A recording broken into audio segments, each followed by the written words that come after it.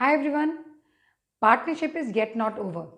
So we've already done with partnership, concept, features, merits, limitation, partnership deed and registration.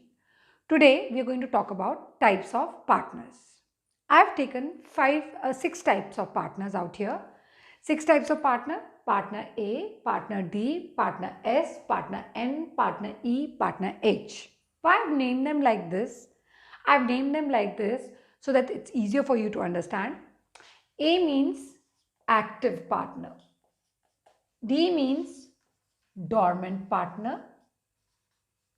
S means secret partner. N means nominal partner. Okay.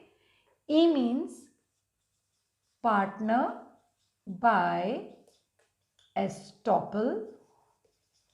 Okay. And this is partner by holding out. Okay. Now, what exactly are we talking about when we're talking about these types of partners? And there's another type of partner, the partner known as minor as a partner. That is a seventh type. That's a separate thing which we're going to discuss once we finish off all these six types of partners. So starting with the active partner. Who's the active partner? Now, as per the Partnership Act 1932, when two people pool their resources and come together and both work for the firm, both contribute towards the management, they share the profit, losses, contribute the capital also. Both the partners will be known as active partner, who are actively participating in the working of the management or work day-to-day activities of the partnership firm. So takes active part in the management. That's the meaning of active partner. Dormant partner is also known as sleeping partner. Now, sleeping partner is not the one who goes to the firm and sets a bed for himself and sleeps there. No. Sleeping partner is the one, or dormant partner is the one who contributes capital, shares profit and losses, but he does not take part in the active management. That is day-to-day working. He is not there to do any kind of work. So in case if there are two partners, one is active and one is sleeping or one is dormant partner, active partner will work, dormant partner will not work. He'll just confine to himself. Next type of partnership is secret partner. Now who's a secret partner? Secret partner is the one who will contribute capital like both the partners, active partner and dormant partner. Secret partner will share the profit and losses, but will also sometimes work, but will not be known to the general public. People do not know who this partner is. Nobody knows about him. The general public do not know, but the other two partners would know about the secret partner.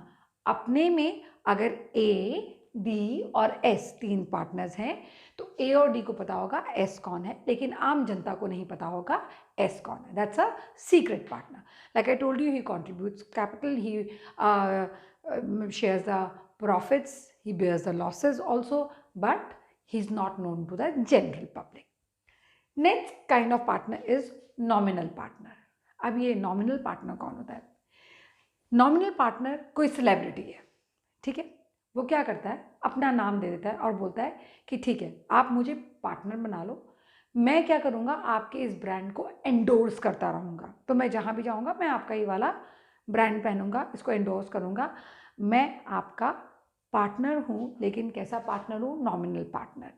क्या है? He lends his name और allows other partners to use his name. तो मान लो A, B, S और N partners हैं, तो N में जो ये N है ये अपना नाम देने को तैयार है और कहता है कि मैं तुम्हारे को अपना नाम दे रहा हूँ, तुम मेरे नाम से फ़ायदा उठाओ. ऑफ कोर्स इस फ़ायदे का फ़ायदा ये है कि इसको यूजुअली ना तो ये प्रॉफिट ना तो ये कैपिटल कंट्रीब्यूट करता है, ना ही प्रॉफिट बेयर करता है, ना ही रिस्क बेयर करता है, that is risk of losses, ना ही प्रॉफिट में शेयर लेता है.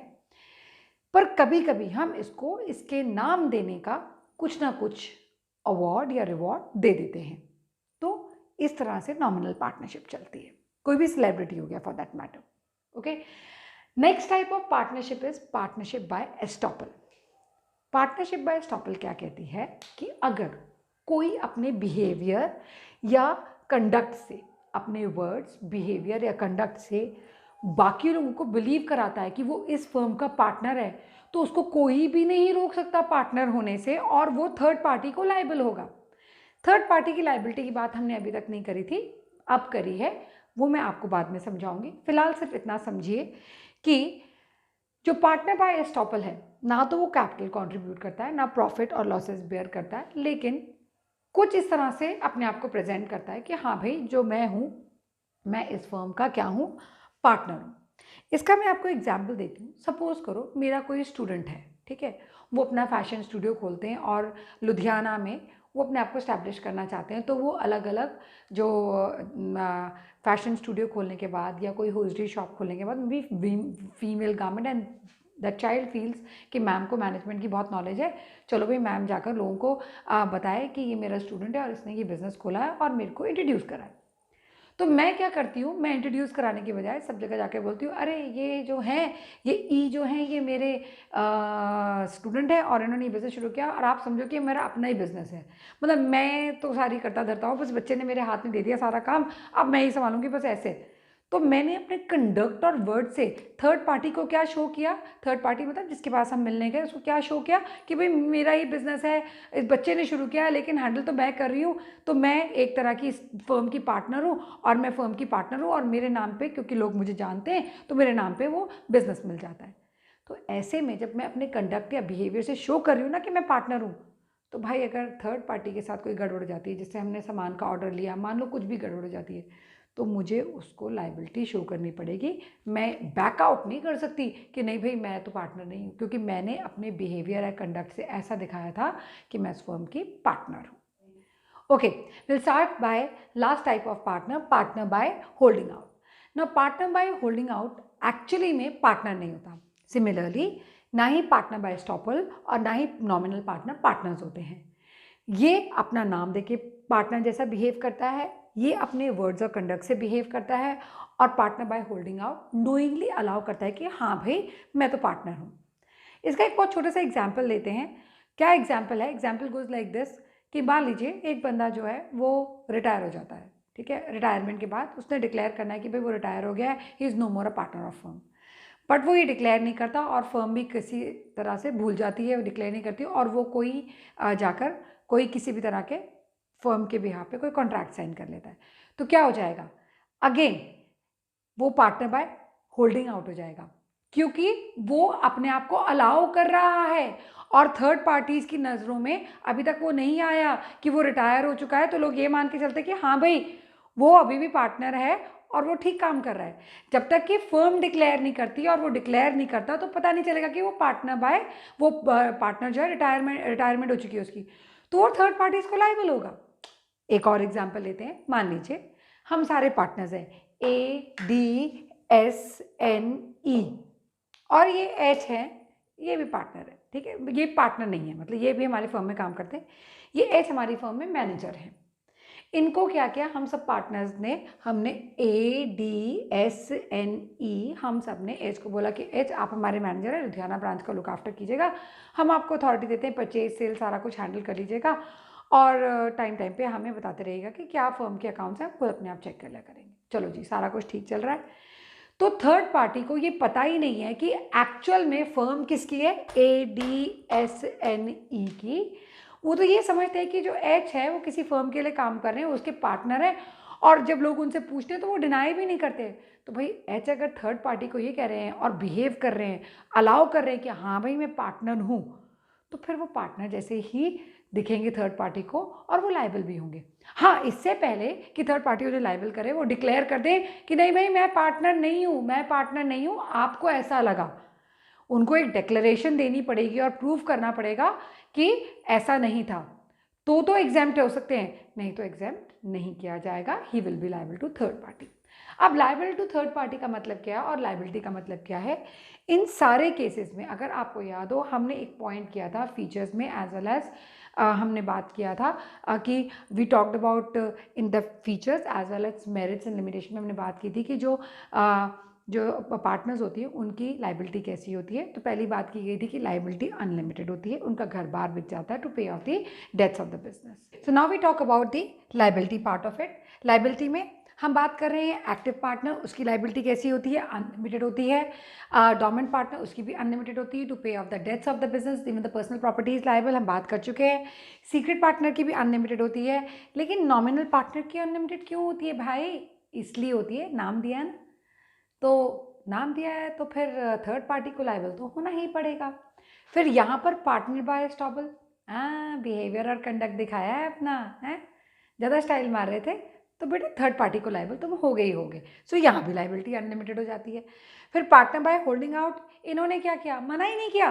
कोई इसने पार्टनर मान रहा है, इनका हाँ मानो मानो बहुत बढ़िया है, बहुत खुशी की बात है। जब मना नहीं करोगे, शो नहीं करोगे, तो भाई तुम अनलिमिटेड लाइबिलिटी के काबिल ही, और कुछ नहीं होगा। ठीक है। अगर हम बात करें किसी भी नॉर्मल टाइप ऑफ पार्टनर्स की, तो ये एक्टिव पार्टनरशिप होती है। जब उसमें से एक बंदा काम ना करे तो डोमिनेंट पार्टनर होता है। सीक्रेट पार्टनर का नाम कोई भी नहीं बता पाएगा, तो कोई भी लाइव एग्जाम्पल नहीं मिलेगा।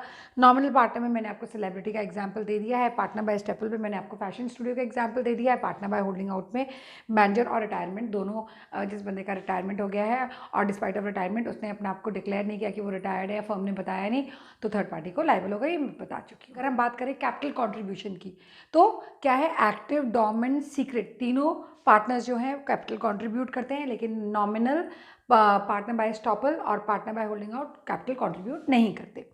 Profits, active, dominant, secret partner तीनों प्रॉफिट्स शेयर करते हैं। तो इसका मतलब कंट्रीब्यूट, इसका टिक मार्क का मतलब कहता है दे डू कंट्रीब्यूट कैपिटल, ठीक है, कंट्रीब्यूट कैपिटल, यहाँ पर भी डू कंट्रीब्यूट कैपिटल, और यहाँ पर भी क्या आएगा, डू कंट्रीब्यूट कैपिटल।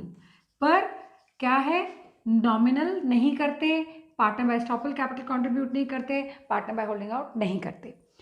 प्रॉफिट ये शेयर करते हैं active partner, of course business कर रहे हैं तो ही शेयर्स प्रॉफिट, प्रॉफिट इनके, ओके, ये भी प्रॉफिट शेयर करते हैं तो ये भी शेयर्स प्रॉफिट, ठीक है। चाहे ये एक्टिवली पार्टिसिपेट नहीं कर रहे लेकिन पैसा दिया है, इन्होंने भी दिया है तो ये भी शेयर करते हैं प्रॉफिट, ठीक है। लेकिन क्योंकि सीक्रेट पार्टनर है लेकिन फिर भी प्रॉफिट शेयर करेंगे। लोगों को नहीं पता ना वो कौन है, लेकिन वो हैं तो सही ना, बाकियों को पता है, पार्टनर्स को पता है। Next we talk about nominal partner, generally does not contribute, actually क्या होता है, does not get any profit, rather इसको कोई प्रॉफिट नहीं मिलता। हाँ, इसकी नाम की वजह से अगर हमें बहुत फ़ायदा होता है और इसके एंडोर्समेंट मिलने के बावजूद भी इसको भी फ़ायदा होता है, फिर भी हम थोड़ा बहुत ऐसे शेयर कर लेते हैं। बट यूजुअली एज सच, जैसे कि पार्टनर्स के साथ प्रॉपर रेशियो में प्रॉफिट शेयर किया जाता है, वो नहीं किया जाता। सिमिलरली पार्टनर बाय स्टॉपल के साथ भी प्रॉफिट नहीं शेयर किया जाता, बिल्कुल नहीं, डज नॉट, बिल्कुल, we do not share, rather हम, मुझे लिखना चाहिए डू नॉट शेयर प्रॉफिट्स। यहाँ पर भी हम बिल्कुल नहीं शेयर करते प्रॉफिट्स, बिल्कुल भी नहीं करते, क्योंकि ये पार्टनर्स नहीं है। बेसिकली ये तीनों जो हैं पार्टनर्स नहीं है, ये सिर्फ अपनी नाम की वजह से, ये अपने वर्ड्स और कंडक्ट की वजह से, और ये अपने आप को अलाउ करते हैं इसलिए पार्टनर बने। सिमिलरली विद लॉसेस, लॉसेस में ये तो बेयर करेंगे, इनका ही काम है तो ये बेयर करेंगे लॉसेस, ये बेयर करते हैं लॉसेस, ये भी बेयर करते हैं लॉसेस, ठीक है, और ये भी बेयर करते हैं लॉसेस, इनके पास भी लॉसेस बेयर करते हैं ये भी, ठीक है। लेकिन ये डज नॉट बेयर, बिल्कुल भी नहीं, इनका कोई मतलब ही नहीं है लॉसेस बेयर करने से, इनका भी कोई मतलब नहीं है, इनका भी कोई मतलब नहीं है लॉसेस बेयर करने से। तो जब हम बात करते हैं इन सारे टाइप्स ऑफ पार्टनर्स की, तो हमने क्या बात करी, ए से एक्टिव, डी से dominant, secret, nominal, partner by estoppel and partner by holding out. अब एक और टाइप ऑफ पार्टनरशिप है जो हमने डिस्कस नहीं करी, वो है minor as a partner. Minor as a partner can be admitted into a partnership firm, one, with the mutual consent of other partners. Now, who is a minor? Minor is a person who has not attained the age of majority, that is the age of 18. So, a minor can be admitted into a partnership firm, but अब पहला क्या हम बात कर रहे हैं minor की, so I just erase this and I let you know, हम यहीं पे कर लेते हैं इसको, माइनर की बात इधर ही कर लेते हैं। Will just talk about minor as a partner, हम माइनर की बात कर रहे हैं। तो माइनर कौन होता है, minor is who has not attained age of majority, that is 18, okay, और वो किस में माइनर जो है, मतलब कि 18 से कम की उम्र का जो है वो माइनर होता है, और ये अंडर आ गार्जियन, ठीक है, गार्डियन के अंडर काम करता है। ना ये हो गया minor as a partner. Can he be admitted? Yes. Does he contribute capital? Yes he does, he contributes capital, contribute करता है कैपिटल। कौन कॉन्ट्रीब्यूट कर रहा है कैपिटल? माइनर कॉन्ट्रीब्यूट कर रहा है। क्या ये प्रॉफिट शेयर करता है? Yes he can share the profits. क्या ये लॉसेस बेयर करता है? नो, हम इसको लॉसेस में इंक्लूड नहीं करते। और इसकी लाइबिलिटी अनलिमिटेड होती है? No, not unlimited. इसकी क्या होती है? इसकी लाइबिलिटी लिमिटेड होती है। लिमिटेड किस चीज़ से? Limited to the extent of, limited to extent of capital contributed, capital contributed by the partner, ठीक है। ओके, नाउ एक और चीज़, अगर ये चाहे तो ये अकाउंट्स चेक कर सकता है पार्टनरशिप फर्म के, बाकी पार्टनर से बोल सकता है कि हाँ भाई मुझे आप अकाउंट्स चेक कराओ। और इसका जो एंट्री होती है into a partnership firm, that can only happen with the mutual consent of other partners. तो बाकी सारे पार्टनर्स अग्री करते हैं तभी हम माइनर को एज अ पार्टनर ले लेते हैं, अदरवाइज नहीं लेते। कभी कभी ऐसा होता है कि ऑलरेडी पार्टनर्स काम कर रहे थे, उनमें से एक एक्चुअल पार्टनर था, एक्टिव पार्टनर था, उसकी डेथ हो गई और उसकी जगह उसका बेटा आ गया, बेटा माइनर था, हमने उसको पार्टनर नहीं लेना था। तो ऐसे में पार्टनरशिप एग्रीमेंट नया ड्राफ्ट होता है और उसको माइनर एज अ पार्टनर के हम बेनिफिट्स दे देते हैं। कई बार ऐसा होता है, ठीक है। So minor as a partner. अब आपके लिए कौन कौन से टाइप्स ऑफ पार्टनर्स है? Active, dormant, secret, partner by holding out, partner by estoppel, nominal partner, और लास्ट है माइनर एज अ पार्टनर। तो अगर हम बात करें minor in joint Hindu family and minor in partnership, दोनों में फ़र्क है। वहाँ पर मेंबरशिप बाय बर्थ होती है, इसलिए जो जॉइंट हिंदू फैमिली बिजनेस है उसमें माइनर जो है मेंबरशिप उसको पैदा होते ही मिल जाती है, पर यहाँ पैदा होते ही नहीं मिलती, यहाँ मिलती है mutual consent of other partners के साथ। और वो भी आप जब तक आप एज ऑफ मेजॉरिटी पे ना आए, अगर आप एज ऑफ मेजॉरिटी पे आ जाते हैं तो नया एग्रीमेंट ड्राफ्ट होता है और आप फुली पार्टनर की तरह काम कर सकते हैं।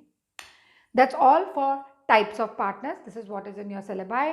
Next video we'll be talking about types of partnership. For now, bye bye, see you.